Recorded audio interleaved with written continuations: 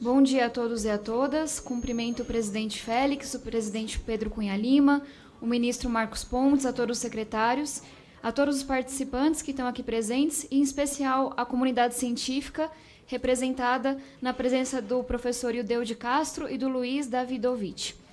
Eu queria começar falando um pouco do que a gente está vivendo hoje no cenário das universidades. A gente começou uma discussão com um corte completamente arbitrário a 3 universidades específicas que, como não se justificava, porque, infelizmente ou felizmente, balbúrdia não é um termo da administração pública, então ficou muito evidente que vinha de um preconceito, vinha de uma teoria da conspiração, não vinha de critérios técnicos. Esse corte ele foi ampliado para todas as universidades federais, para todos os institutos, e hoje a gente está vendo como que essa guerra ideológica que está sendo tratada contra a educação, ela está, de fato, atingindo o que tem de mais sólido, o que tem de mais concreto dentro da educação, na pesquisa, na inovação e etc. Nos 3 primeiros meses e meio do governo, minha principal crítica foi que essa fumaça toda, essa polarização, ela impedia a gente de falar do que era mais urgente e do que era mais sólido. Enem, pesquisa, Fundeb, etc. Agora, a minha preocupação ela é um pouco diferente, porque eu não vejo mais uma fumaça ideológica, eu vejo um projeto anti-educação, que, de novo, essa guerra ideológica que a gente está travando, ela não para em si só. Ela está impedindo que a pesquisa seja feita, ela está atingindo a educação básica, mostrando que não é verdade que isso está sendo feito para priorizar a educação básica, é um projeto anti-educação como um todo. E eu digo isso porque, como alguém que teve sua primeira oportunidade na vida nas Olimpíadas de Matemática, e fico feliz que o ministro reconheça a importância dessas competições, que se formou em astrofísica lá fora e que decidiu abandonar essa carreira, entendendo que o maior problema estava aqui no Brasil, eu fico muito triste de ver que esse desmonte ele não começa semana passada. Ele começa há pelo menos uns 2 anos. Então, retomando alguns dados que o ministro já trouxe, quando a gente olha para o investimento em pesquisa, lá em 2010, ele ficava na casa dos 10 bilhões de reais.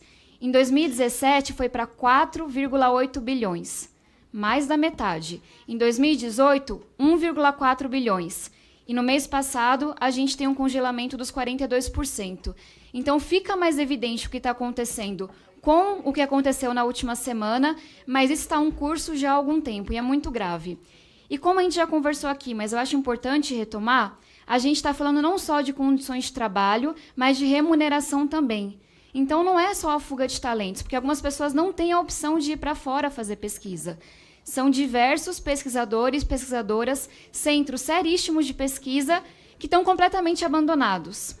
E algumas linhas de pesquisa, se você abandona por determinado tempo, você não consegue retomar. Então, não adianta falar que a gente vai bloquear e depois libera. Muita coisa vai ser inviabilizada. Eu acho que vale falar também e mostrar que tem muita pesquisa séria que mostra, até em outros países, que de fato é um investimento. Para cada dólar que você coloca na pesquisa, para cada dólar que você coloca na ciência e tecnologia, o retorno ele é de 3 a 8 vezes. Não dá para falar de desenvolvimento econômico, já que essa parece ser a pauta principal do governo, não dá para falar de desenvolvimento econômico se a gente não fala de pesquisa e tecnologia, se a gente não fala de inovação. E eu tento trazer um pouco assim mais claro que o ponto aqui não é divergência ideológica. Tenho divergências muito grandes com o governo, mas esse não é o meu ponto. O meu ponto é que essa guerra ideológica, esse descaso com a pesquisa, ela fere no que tem de mais sólido da educação. Ela traz retrocessos que eu imaginava que não aconteceriam. Então, a gente tem essa guerra, a gente tem essa agenda tão antiga da educação que não dá conta de formar, ensinar frações, formar engenheiros, pensar no futuro, e a gente tem que lutar pelo que já estava garantido, pelo que já havia sido conquistado. E, ministro, eu admiro e entendo a sua preocupação, mas eu acho que fica um pouco do sentimento que eu vi na fala do deputado Danilo, por exemplo, de que esse não é um problema do Congresso. Ele não se originou aqui. E acho que fica a pergunta de, há um diálogo com o presidente? Qual que é a postura do presidente da República diante disso? Porque se ele quiser, ele resolve. Não é questão de priorizar a educação básica, porque o corte atingiu a tudo. Não é questão de que falta dinheiro, porque a gente vê, como muito bem foi dito, que tem como tirar de outras áreas. É questão de olhar para o futuro e entender que não tem futuro sem isso. Tem algum plano de fazer parceria com fundos, outros centros de pesquisa? O que vai acontecer com os profissionais de hoje? Para falar assim, bem do concreto, quem perdeu a remuneração? Quem perdeu a linha de pesquisa? O que a gente vai fazer? Qual que é o plano para isso? E acho que vale falar também que, sim, a gente não investe e a gente não está entendendo o que vai acontecer. E aqui uma pequena discordância com o ministro, quando fala que a revolução tecnológica simplesmente vai criar novos empregos. Não, a gente está se encaminhando como sociedade para o desemprego em massa. E isso não é ficção científica. A previsão mais séria, mais concreta que a gente tem de uma pesquisa em Oxford fala de 2 bilhões de desempregos nos próximos 11 anos. 11 anos é amanhã, 2 bilhões de desempregos, tem 7 bilhões de pessoas no mundo hoje. E para dizer que isso só vai começar, é previsão, etc., tem um outro estudo que mostrou que entre 2000 e 2010, zero vaga de emprego foi gerada globalmente. Dá para entender? A população continuou crescendo e a gente perdeu a capacidade como sociedade de criar novos empregos. Como que o Brasil vai lidar com isso? 11 anos é amanhã. É realmente amanhã. E a gente está se preparando para essa revolução tecnológica? A gente está se preparando para ter uma população gigantesca que não tem uma ocupação, porque vai ser mais barato ter um robô do que contratar alguém em um subemprego. Não é mais desemprego, é desemprego em massa, estrutural. E me preocupa muito essa agenda tão velha, cada vez que fica mais velha, mais retrógrada, frente a uma agenda nova que vai se impor, que não depende da gente, que vai acontecer de todos os modos. E aqui, como alguém que vem da periferia e foi aprender o que era ciência só quando foi para a escola particular com bolsa, eu sempre entendi que as crianças da periferia não sonhavam em ser cientistas, porque elas não sabiam o que era ciência, e o senhor sabe disso. Só que hoje eu tenho uma preocupação que nem as crianças do centro queiram ser cientistas. Quem está terminando o ensino médio hoje, uma escola particular de ponta, vai olhar para a ciência no Brasil e falar, isso aqui não é para mim, não tem futuro, então não tem mais ninguém querendo ser. E falando de uma forma muito respeitosa, mas que é o sentimento que eu carrego, e acho que muitas pessoas carregam, fica uma preocupação de que o Congresso ele pode e ele vai atuar, mas, de novo, esse problema está no Executivo. Tem um limite para o que a gente pode fazer. E eu, sinceramente, acho que o senhor é um bom ministro, mas em um governo muito ruim. E eu acho isso porque o senhor tem uma visão correta para a ciência, tem uma preocupação, tem um planejamento. Só que esse governo não tem visão de país, não tem visão de futuro. Então, se a gente não fala desse enfrentamento com o Executivo, fica só uma conversa bonita, otimista, em que a gente não fala de onde está o problema. Então, estou extremamente preocupada. Eu acho que esse diálogo é importante, fica à disposição, mas é importante falar com clareza, com sinceridade, sem ficar passando pano onde está o problema. E hoje ele está na falta de visão da Presidência da República. Muito obrigada. Obrigado, deputada Tabata Amaral. Deixa eu começar com as questões da deputada Tabata, né? Que, aliás, uma coisa que você falou que é extremamente importante, do meu ponto de vista, né? Quem conhece sabe, meu pai era faxineiro. Você falou, meu pai era faxineiro, né? Servente de recursos gerais. Eu só consegui realizar as coisas na vida graças à educação. Esse é um ponto importante. Às vezes, no meio da periferia, no meio lá como eu morava, lá em Bauru, ou no meio de uma favela, etc., ali pode ter um prêmio Nobel. Se a gente não prestar atenção nesse tipo de coisa, a gente está perdendo tudo isso no Brasil e perdendo para quem? É para o crime, é perdendo para as drogas e tudo isso aí. A ciência e a tecnologia pode mudar junto com a educação, pode mudar esse perfil, né? Por isso que esse programa, Ciência na Escola, né, que é do Ministério da Ciência e Tecnologia com a educação, para levar ciência e tecnologia para o ensino fundamental e médio, é uma coisa que, às vezes, o pessoal fala, pô, por que você dá tanto enfoque nisso? Porque isso é importante.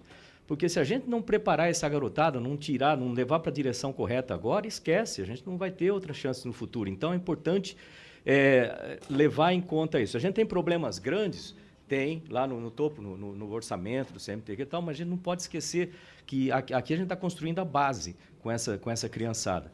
Então, esse programa Ciência na Escola, por exemplo, ele usa as universidades, as escolas, né, levando pesquisadores para as escolas, trazendo as escolas para dentro dos laboratórios, promovendo a formação de professores em ciência, tudo isso para motivar professores, motivar alunos, né, para as carreiras de ciência e tecnologia.